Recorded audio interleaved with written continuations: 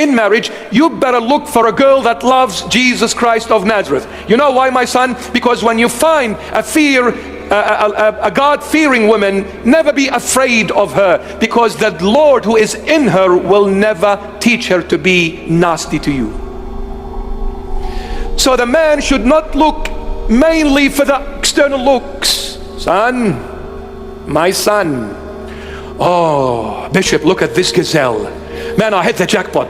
Look at her height, look at the hair, look at the face, look at the eyes. She's stunning, brother. She will give you hell. Don't get me wrong, the looks are important, because you don't want to wake up the first day after honeymoon and call RSPCA. I just wanted to make you laugh. Please don't get offended. All right?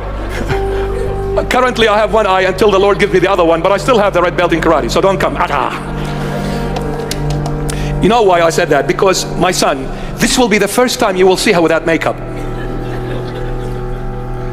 I thought I married Mariah Carey. Who's this? Okay. Look, the external looks are important, but they are not the most important. The most important is the internal looks, not the external. Because whether we like it or not, time will take away the external looks. The woman gets married, has few children, man, see you later. And since she's married someone who's a pain in the neck, she'll age very quickly. So that good looking girl at 21, she's not going to be the same at 51.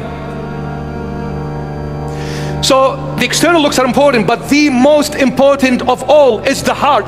Is her heart with the Lord or not? This is the first question you ask when you meet a girl for the first time. Ask her, do you love Jesus? If she says no, don't be a saint and try to convert her. Give it some time, but not too long, because she may convert you, more than likely, because the woman has a lot of influence on the man, more than the man to the woman. That's why King Solomon through his wisdom says to the man, find a girl that loves the Lord, because she will take you to heaven with her, not to hell. She will take you to heaven. Because mom for 30 years tried to make me do one thing, she failed. This woman I met yesterday, she makes me do everything under the sun for her. Wow. I wouldn't even clean my room. I'm cleaning the garden inside and outside the house, and on the rooftop as well. Because my woman said, you're my man, go and clean the house. Tarzan, here we come. So she is the most influential in your life. Find the girl that is God-fearing. She will make you a saint. For her worth is far above rubies, precious stones. This is for the girl. He's saying, King Solomon, to the girl, find a man that will see you, my daughter, in his eyes more precious than precious stones. And what is more precious than precious stones? 1 Peter 1, 18 to 19, St. Peter tells us what is more precious than stones and pearls. 1 Peter 1, 18 to 19, knowing that you were not redeemed, purchased, knowing that you were not redeemed with corruptible things like silver or gold from your aimless conduct received by tradition from your fathers, but with the precious blood of Christ. So what is more precious than pearls and stones? The blood. We were redeemed by the blood of Christ, as of a lamb without blemish and without spot. So what is blood here? Life. My life is determined by the blood. The blood goes, I die. So what is more precious than pearl and precious stones? Life. He says, my daughter, look for a man that is willing to put his life on the line for you. And look for a girl that loves the Lord, my son. When you look for a girl that loves the Lord, fear nobody. And when you find a man that is willing to die for you, i.e. sacrifice for you, go for that man. Now, when are we going to understand this concept from the womb of our mother? From those first 3 years after birth and until the age of 18, I will understand everything my parents taught me, and thank God for it, because He is the ultimate teacher. You know, when we said pre-embryonic in the clinical terminology, that's when the baby is born, Embryonic is when the baby is a teenager. Fetal when the baby is now an adult. And baby, when the baby is born in the clinical terminology, is when that couple are getting married on their big day, the wedding day. So what happens on the wedding day? The baby is born. You see, the first time I was a baby, pre-embryonic, I was a baby born.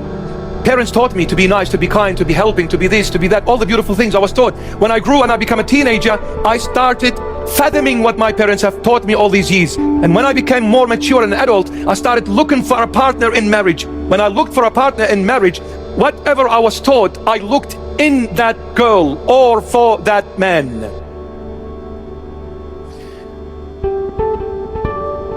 Piece of advice. My son, when you find a girl and your heart starts dancing from within for the first time, you go up to her and you approach her and you want to get to know her. Here's what you need to do if you haven't found one yet. Those who are married, I said it's too late. You go to her and then you get to know her for 3 months, not more. And during these 3 months, normally you need to go back to your spiritual father and update your spiritual father with what has been happening throughout these 3 months. Don't take it into your own hands. You're playing with fire. So you go out, you talk, exchange words, you go back to your spiritual father. Say, we had this kind of a conversation.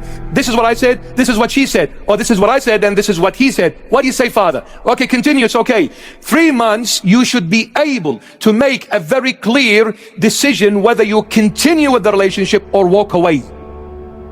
Because by the 3 months are up, you will have a good idea if this person speaks your language or not.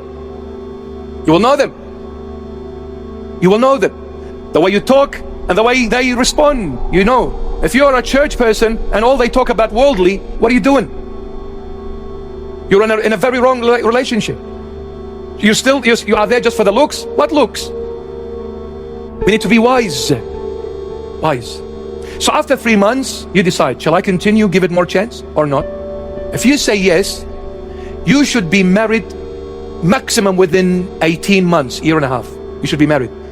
This relationship must be stamped, sealed, finalized, settled. When you buy a house, they say there is a settlement date. Well, you're gonna put a deposit and wait 10 years? You need to settle within a certain time. If you don't settle, there are penalties. And you may lose the house and the deposit which you put 10%. It's a big, hefty penalty. So after a year and a half, if you are still in the relationship, 3 years, 4 years, 5 years, I will ask you this and you better be honest. Aren't you encountering a lot of problems? 100% yes. You know why? Because after 2 years and above, every man and his dog will enter and interfere with your relationship because he didn't seal it. Problems will start when you're going to get married. The in-laws are getting on your back. Come on, our daughter is not cheap. You better settle this matter. You better marry her. Otherwise, we don't want to see your face. Problems. Friends come in, cousins come in. Everyone will come in. And then, the more you leave it, the more you're not able to settle the matter. You should be married a year and a half. From the day you've met that person for the first time till the wedding day, it should be not more than 18 months. Maximum 2 years. Don't put after 2 years, kiss it goodbye. There's a lot of problems now. You know why it's a problem? I'll tell you why. Because you got used to each other outside the marital house. I don't want you now. I'm used to you. Okay, you're not happy? Okay, see you. And when you say see you after all these years, what happened to the heart? It's shattered. Shattered. Because there's a lot of emotions here.